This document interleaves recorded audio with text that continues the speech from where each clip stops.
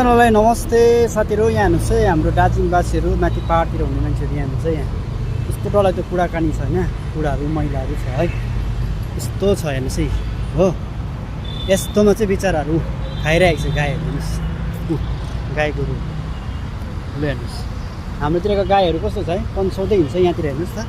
र पनि यति यति बलियो बलियो खदिलो खदिलो हुन्छ क्या गाईहरू यहाँ हेर्नु नि, बिचरा यस्तो मैलाहरू खान्छ र पनि कस्तो तगडा तगडा हुन्छ हौ। अन्त हाम्रो गाईहरू चाहिँ हरियो घाँसहरू पनि पल्टाउँदै हिँड्छ हो। हाम्रो गाईहरू एकदमै उयो भएको छ नि, पुलपेको छ क्या। हो साथी हो, बाई बाई। हो साथीहरू, अहिले पनि कुकुरलाई पर मैले खाना दिएको थिएँ यहाँनिर हेर, यत्रो साह्रो रहेछ यसरी राखिदिएको रहेछ मजाले। त्यो भने खानापिना भोको चाहिँ हुँदैन है, पानी सानी पिइरहेछ। भोको चाहिँ नहोस् क्या बिचराहरू है, जसरी भए पनि जुट्छ हौ।